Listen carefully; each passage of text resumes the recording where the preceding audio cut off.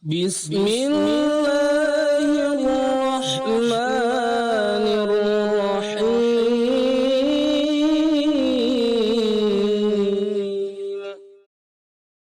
Assalamualaikum warahmatullahi wabarakatuh. Innal hamdalillah nahmaduhu wa nasta'inuhu wa nastaghfiruh wa na'udzu billahi min sururi anfusina wa min sayyiati a'malina. May yahdihillahu fala mudhillalah wa may yudlil fala hadiyalah. Asyhadu an la ilaha illallah wahdahu la syarikalah wa asyhadu anna Muhammadan abduhu wa rasuluh. Allahumma salli wa sallim ala Muhammadin wa ala alihi wa ashabihi ajmain, amma ba'd. Kaum muslimin wal muslimat, para pecinta ilmu syar'i, semoga dirahmati Allah tabaraka wa ta'ala. Untuk lebih hikmatnya kajian ini dan lebih dalamnya pemahaman kita tentang isi kitab ini, silakan Bapak Ibu buka buku dulu ya. Silakan buka bukunya, kitab Minhajul Muslim, yang sekarang masuk kepada bab 1 pasal yang kelima. Bab 1 pasal yang kelima ini berisi tentang beriman kepada para malaikat. Seorang muslim wajib beriman kepada para malaikat Allah Azza wa Jalla. Dia meyakini bahwa mereka itu merupakan makhluk Allah yang paling mulia. Malaikat itu hamba-hamba Allah yang Allah muliakan. Mereka diciptakan dari nur atau cahaya. Sedangkan manusia Allah ciptakan dari tanah yang kering, seperti tembikar, dan jin diciptakan dari nyala api. Dan mereka pun melaksanakan semuanya yang Allah perintahkan.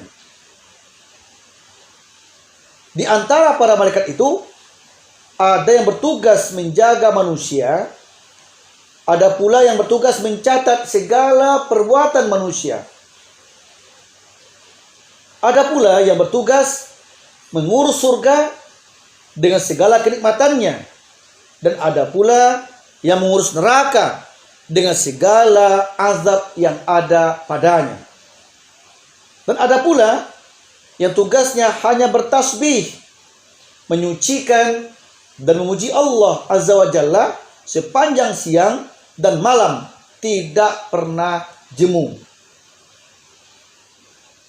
Seorang muslim juga berkeyakinan bahwa Allah telah memberikan kelebihan kepada sebagian di antara malaikat itu dibandingkan malaikat-malaikat yang lainnya. Malaikat yang Allah lebihkan itu adalah malaikat muqarrabun, malaikat yang didekatkan kepada Allah Azza wa Jalla, seperti malaikat Jibril, Mikail, dan Israfil. Sedangkan yang lainnya berada pada deretan berikutnya. Keyakinan itulah yang harus dimiliki oleh seorang muslim berkat hidayah Allah yang diberikan kepadanya. Ini yang pertama. Dan untuk itu ada beberapa dalil yang menjelaskan tentang beriman kepada para malaikat ini. Saya berharap Bapak Ibu dalam menyimak kitab ini kita teliti dengan ayat-ayatnya. Ya, kalau bisa kita megang kitab, juga megang Al-Quran, dan kalau bisa lagi pegang buku tulis untuk mencatat. Mungkin ada hal-hal lain yang saya jelaskan di luar kitab ini. Catat. Masya Allah. Saya ingat ungkapan Imam Syafi'i rahimahullah. Apa kata beliau? seorang penuntut ilmu, seorang yang mendalami agama, kalau tidak mereka catat, seperti mereka mengembala kambing, sementara kambing itu tidak mereka ikat, maka kambing itu akan kabur. Begitu pula ilmu ini, saya jelaskan berkali-kali pun menjelaskannya. Buku dipegang, Quran dipegang, kalau nggak dicatat, kadang-kadang lupa. Makanya saya menghimbau, gunakan kitab ini, terus dibarengi Al-Quran terjemahan, terus ada buku untuk dicatat.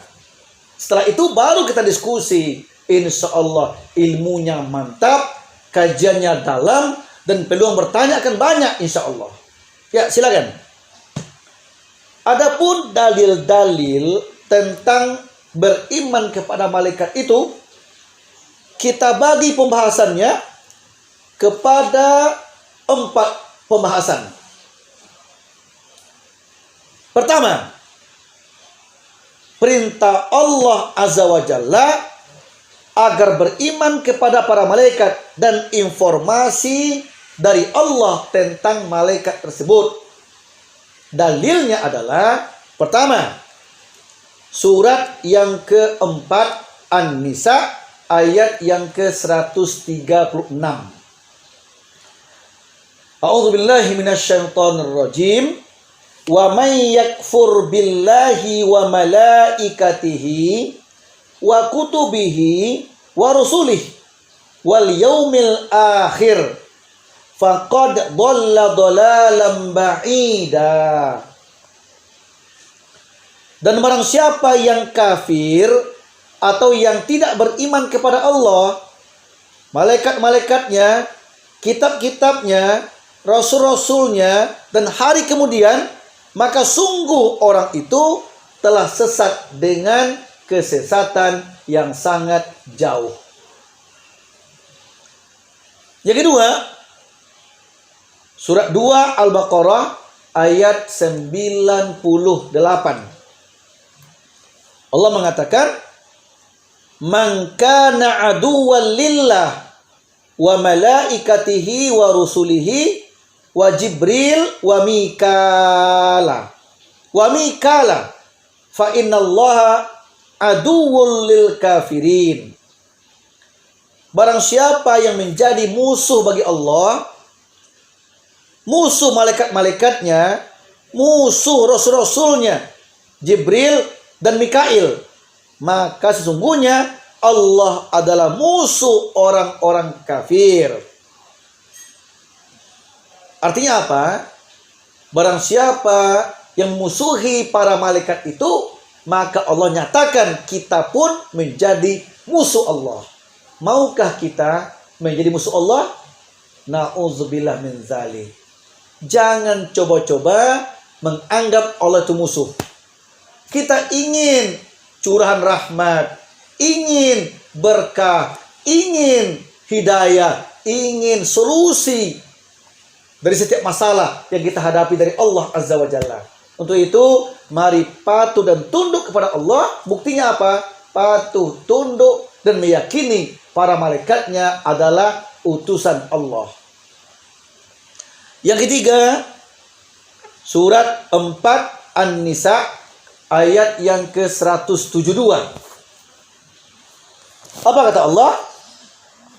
La yastankifal masih ayyakuna abdalillah walal malaikatul muqarrabun wa may yastankif an ibadatihi wa yastakbir fasayahsyuruhum ilaihi jami'a. Al-Masih sekali-kali tidak enggan menjadi hamba Allah. Siapa itu? Isa ibnu Maryam. Isa ibnu Maryam yang disebut dengan Al-Masih tidak pernah enggan kalau disebut sebagai hamba Allah. Jangan coba-coba lagi mengatakan Al-Masih itu Allah. Ini syirik. Orangnya musyrik. Jangan coba-coba lagi mengatakan Al-Masih putra Allah. Ini syirik, orangnya musyrik. Allah bukan Al-Masih. Al-Masih bukan Allah. Al-Masih bukan anak Allah. Allah tak punya anak. Bukankah kita membaca terus? Lam yalid walam yulad. Allah tidak beranak. Allah mengatakan tidak punya anak. Jangan coba-coba mengatakan Al-Masih adalah putra Allah. Seperti keyakinan dari kaum Nasrani. Jangan katakan Uzair putra Allah. Seperti keyakinan orang Yahudi. Allah gak punya anak. Lam yalid. Allah gak punya anak. Jadi Isa Al-Masih itu tidak pernah enggan mengaku saya hamba Allah.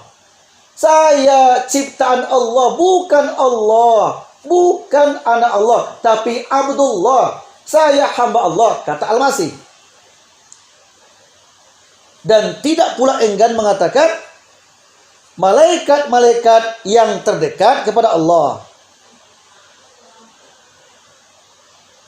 Barang siapa yang enggan dari menyembahnya dan menyombongkan diri, nanti Allah akan mengumpulkan mereka semua kepadanya. Artinya apa? Ayat ini menjelaskan tentang bahwa Nabi Isa itu tidak pernah enggan mengatakan dia hamba Allah. Dan Isa pun mengatakan bahwa malaikat-malaikat yang dekat kepada Allah. Malaikat-malaikat utusan Allah yang dekat kepadanya. Artinya Isa pun mengakui beriman kepada para malaikat tersebut. Yang keempat, surat Al-Haqqah ayat yang ke-17. Wa yahmilu 'arsya rabbika fawqahum yawma idzin thamaniyah. Dan pada hari itu 8 orang malaikat menjunjung aras Rabbul Alamin. Pada hari itu 8 orang malaikat menjunjung aras Rabbmu di atas kepala mereka. Ayat menjelaskan tentang yang menjunjung aras itu adalah 8 malaikat. Berarti ayat menjelaskan ini loh tugas-tugas malaikat itu, diantaranya menjunjung aras. Menjunjung aras Allah Azza wa Jalla. Karena Al-Quran menginformasikan, maka kita wajib mengimani. Kita beriman kepadanya. Jangan pakai akal, tapi gunakan hati untuk mengimaninya. Yang kelima, surat Al-Mudaththir ayat yang ke-31. Wa ma ja'alna ashaban nar illa malaikah. Dan kami tidak menjadikan penjaga neraka itu kecuali dari malaikat. Para pemirsa, penjaga neraka Allah tugaskan malaikat menjaganya. Penjaga surga Allah tugaskan malaikat menjaganya. Mengangkat aras Allah Allah tugaskan malaikat yang mengangkatnya. Semuanya itu adalah Allah perintahkan dan Allah berikan kekuatan ke mereka itu untuk melaksanakan tugas yang mulia tersebut yang wajib kita imani. Yang keenam, surat Ar-Ra'd ayat 23 sampai ayat yang ke-24. Wal malaikatu yadkhuluna 'alaihim min kulli bab. Salamun 'alaikum bima sabartum. Sedang malaikat-malaikat masuk ke tempat-tempat mereka dari semua pintu sambil mengucapkan salamun 'alaikum bima sabartum. Keselamatan atasmu berkat kesabaranmu. Jadi ayat menjelaskan tentang para malaikat itu masuk ke tempat-tempat mereka dari semua pintu.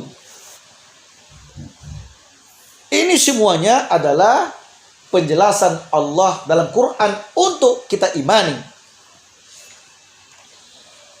Yang ketujuh, surat Al-Baqarah ayat yang ke-30. Wa idz qala rabbuka lil malaikati inni ja'ilun fil ardi khalifah qalu ataj'alu fiha ma yufsidu fiha wa yasfiqud dima wa nahnu nusabbihu bihamdika wa nuqaddisu lak qala inni a'lamu ma ta'lamun. Ingatlah ketika Rabbmu berfirman kepada para malaikat, sesungguhnya aku hendak menjadikan seorang khalifah di bumi ini. Maka malaikat berkata, mengapa engkau hendak menjadikan khalifah di bumi itu yang akan membuat kerusakan nantinya di bumi tersebut dan menumpahkan darah, padahal kami senantiasa bertasbih, memujimu, menyucikanmu. Ini merupakan sanggahan malaikat kepada Allah. Kenapa mesti ada makhluk baru setelah kami ini? Untuk apa makhluk itu? Bukankah nanti mereka menumpahkan darah? Nanti mereka bermusuhan. Cukuplah kami ya Allah, kata malaikat. Kamilah pewaris bumi. Kamilah jadi khalifah itu. Kenapa masih ada manusia lagi? Di sini Allah bijaksana menjawabnya. Apa kata Allah? Inni a'lamu ma la ta'lamun. Aku lebih tahu hai malaikat apa yang kamu nggak tahu. Aku lebih tahu apa rahasia di balik penciptaan khalifah itu. Nah, di sini para pemirsa kita analisa sedikit ya. Kita analisa. Di mana kelebihan makhluk yang akan Allah ciptakan itu dibandingkan para malaikat? Makhluk yang akan diciptakan itu adalah manusia. Itulah dia Adam, Nabi Adam alaihissalam. Manusia, Allah berikan ilmu pengetahuan, akal yang lengkap. Sementara malaikat hanya makhluk yang taat beribadah, tapi tidak Allah kasih akal. Kalau manusia yang namanya Adam dikasih akal, nanti bakal bisa mengembangkan bumi, memakmurkan bumi ini, sehingga bumi lebih bermanfaat. Tapi kalau malaikat pewaris bumi, malaikat bertugas khalifah, dia nggak punya nafsu, nggak punya akal, nggak punya keinginan. Mana mungkin dia mengolah bumi? Tentu dari awal tercipta bumi sampai kiamat, bumi begitu terus, nggak berubah-ubah. Nah, makanya Allah lebih tahu. Inni a'lamu ma la ta'lamun. Aku lebih tahu dari kalian hai malaikat di balik penciptaan manusia sebagai khalifah di bumi ini. Ya, di ayat berikutnya Allah jelaskanlah bagaimana Adam telah tercipta. Terus malaikat juga berada di situ. Akhirnya apa? Allah ajarkanlah ilmu ke Adam ini. Diajar pula ilmu ke malaikat. Allah berikanlah nama-nama benda-benda ini ke Adam. Hai Adam, ini namanya ini namanya ini. Terus diajarkan. Ke malaikat pun diajarkan. Seperti itu. Setelah itu Allah ingin buktikan apa kelebihan Adam dibanding malaikat. Hai Adam, tunjukkan kepadaku nama-nama ini semuanya. Waktu itu Adam menyebutkan apa nama benda-benda itu, bahkan disebutkan fungsi benda itu. Kenapa? Akan memikirkan. Misalnya ini air. Ini air ya Allah. Fungsinya ini. Ini udara ya Allah. Fungsinya ini. Ini tanam-tanaman, tumbuh-tumbuhan. Ini fungsinya. Masya Allah. Karena punya akal dikembangkanlah. Untuk apa diciptakan benda itu? Kaget malaikat.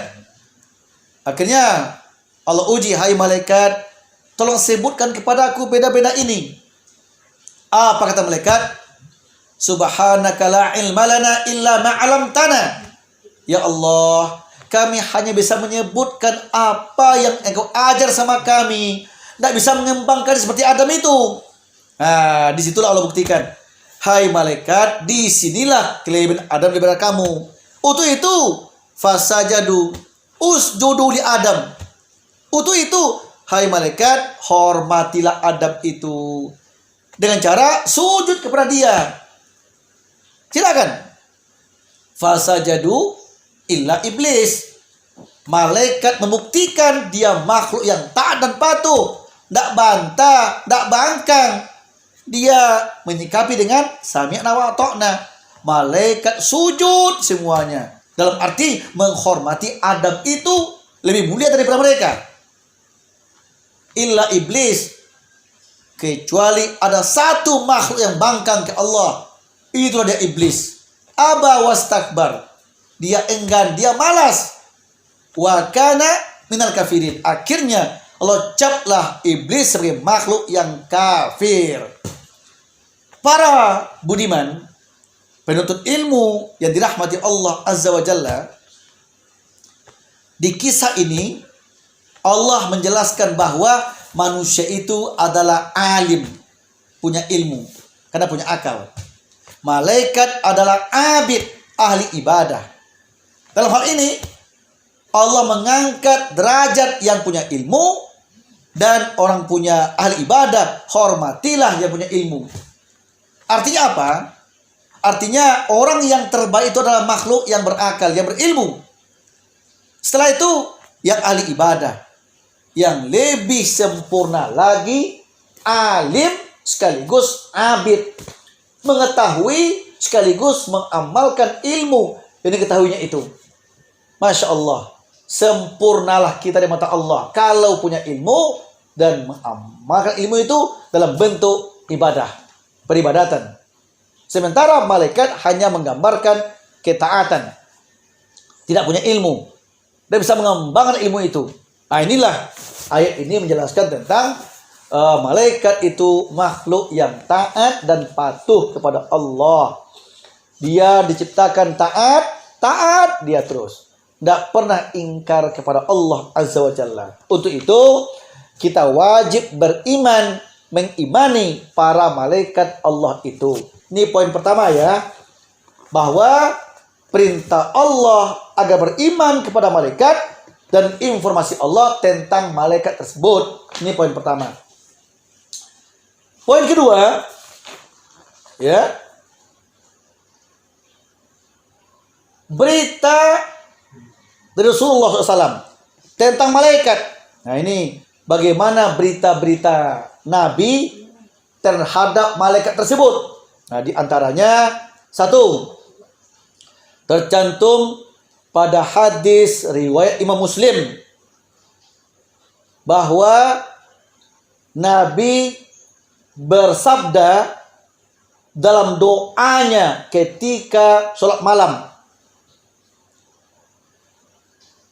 Allahumma robba Jibril wa Mikail wa Israfil fatiras samawati wal ard alimal ghaibi was syahadah anta tahkumu baina ibadik fima kanu fihi yakhtalifun ihdini lima ikhtalifa fihi minal haqqi bi'idnik innaka tahdi man tasha'u ila siratim mustaqim.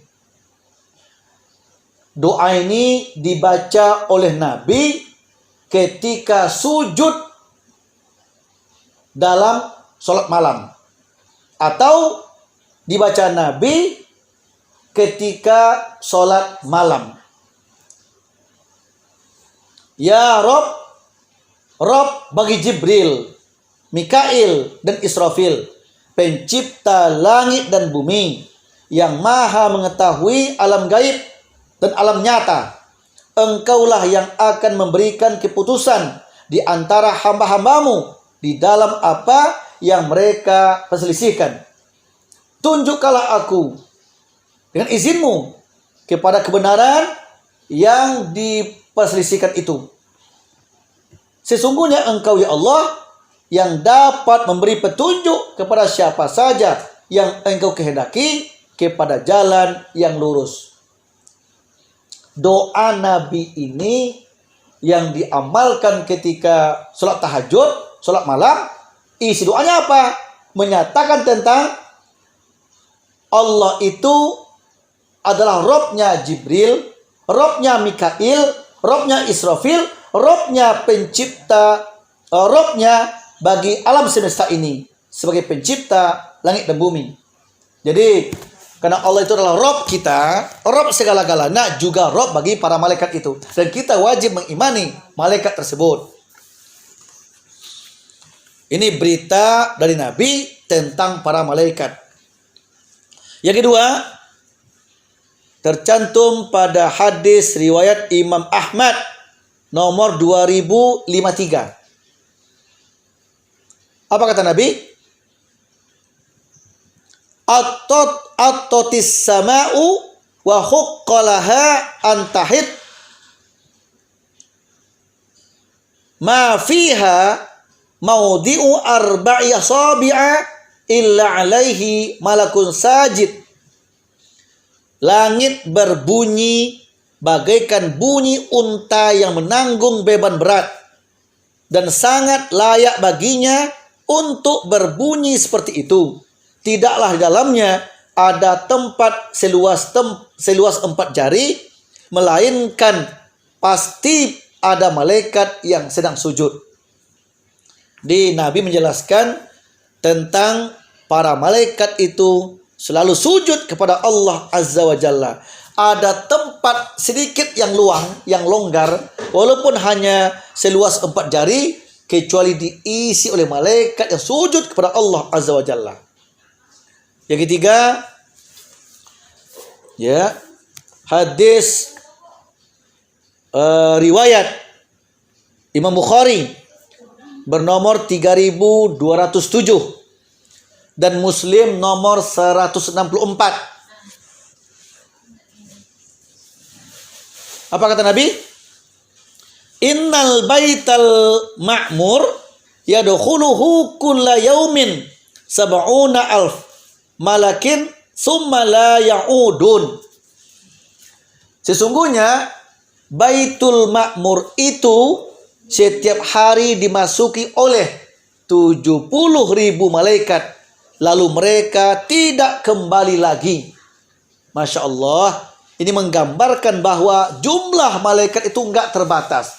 Bayangkan setiap hari ada satu masjid yang berada di langit bernama Baitul Ma'mur yang dikelilingi oleh para malaikat yang letaknya persis jajar di atas Ka'bah. Namanya Baitul Ma'mur. Dia ada sebuah masjid yang terletak persis jajar ke atas dari Ka'bah, ya, yang berada di langit. Masjid itu dikelilingi oleh para malaikat. Dan masjid itu diisi oleh malaikat yang setiap hari dimasuki oleh 70.000 malaikat. Setiap masuk 70.000, tidak pernah keluar lagi. Besok masuk lagi 70.000, tidak keluar lagi. Terus setiap hari. Dari jumlah malaikat tidak terhingga. Masya Allah. Yang keempat, hadis riwayat Imam Bukhari nomor 3211 dari Malik. Ya. Nah. Apa kata Nabi? Iza kana yaumul jumu'ah kana ala kulli babin min abwabil masajid malaikatun yakhtubunal awwal fal awwala fa idza jalasal imam tawa'us suhufa wa ja'u yastami'una dzikr. Apabila hari Jumat tiba, maka pada setiap pintu masjid ada malaikat yang mencatat setiap orang masuk yang paling awal, lalu yang lebih awal daripada yang setelahnya. Artinya apa? Artinya setiap orang datang ke masjid dari pintu manapun dia masuk, malaikat mencatat kehadirannya, mengabsen yang hadir waktu itu. Lalu apabila imam telah duduk di mimbar, artinya imam mulai berkhutbah, maka malaikat menutup lembar-lembaran catatan itu dan mereka turut datang untuk mendengarkan nasihat khatib. Artinya Nabi menginformasikan orang yang datang ke masjid tiap Jumat untuk Jumatan selalu dicatat oleh para malaikat. Yang masuk dicatat, di absen. Kalau khatib sudah naik mimbar, kalau khutbah telah mulai, malaikat tadi menutup buku dan malaikat ikut mendengarkan khutbah dari khatib. Artinya yang datang kemudian tidak dicatat lagi. Sah Jumatnya tapi tidak dicatat lagi oleh malaikat. Ibaratnya seperti kehadirannya, seperti mentimun bungkuk namanya. Apa itu? Kita lihat orang jual mentimun masuk dalam karung. Kalau dia bungkuk, bengkok-bengkok dia masuk karung tapi nggak dihitung. Artinya apa? Sah Jumatnya, dia masuk masjid tapi nggak dihitung kehadirannya. Na'udzubillah min dzalik. Rugilah mereka yang seperti ini. Untuk itu saya menghimbau, mari kalau kita Jumatan datang dari awal. Kalau bisa datang pertama, duduk di saf yang awal. Allahu Akbar. Inilah mulianya hamba yang beriman kepada Allah dan kepada para malaikat. Selanjutnya, yang kelima, hadis riwayat Imam Bukhari nomor 2. Kata Nabi, ahyanan yatamassalu liyal malaku rajulan fayukallimuni fa'a'i ma yaqul. Kadang-kadang malaikat Jibril itu tampak kepadaku, kata Nabi, dalam bentuk manusia. Lalu ia berbicara kepadaku dan aku pun menyadari apa yang ia katakan. Nabi menginformasikan bahwa beginilah kondisi malaikat itu. Bahwa malaikat Jibril datang kepadanya dalam bentuk manusia biasa, kata Nabi. Dan dia menyampaikan wahyu kepadaku, kata Nabi. Inilah informasi Nabi tentang para malaikat. Kalau tadi informasi Allah dari Al-Quran tentang malaikat itu. Sekarang informasi Nabi dalam hadisnya tentang para malaikat yang wajib kita imani. Yang keenam, hadis riwayat Imam Bukhari nomor 555. Kata Nabi, yata'aqabuna fikum malaikah bil laili wa malaikatum bin nahar. Para malaikat malam dan malaikat siang itu bergantian mengawasi kalian. Sedikit kita jelaskan ya tentang malaikat yang mengawasi kita. Allah menjelaskan dalam Quran, setiap kita itu ada malaikat yang selalu mengawasi kita. Ada 4 malaikat yang terus bersama kita.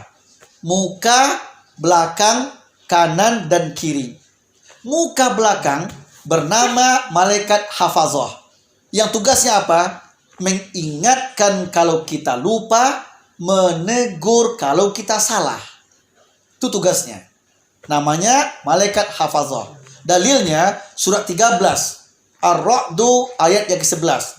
Lahu mu'aqibatum min baini yadaihi wa min khalfihi yahfazun min amrillah. Setiap kamu ada malaikat yang mengawasimu, yang menjagamu. Namanya hafazah. Yang satu di depanmu, yang satu di belakangmu. Terus yang 2 lagi kanan kiri. Namanya malaikat kiraman katibin. Atau nama lainnya raqib atid. Malaikat pencatat segala kerjaan kita. Baikkah atau burukkah dicatat oleh malaikat itu. Namanya malaikat kiraman katibin atau raqib dan atid.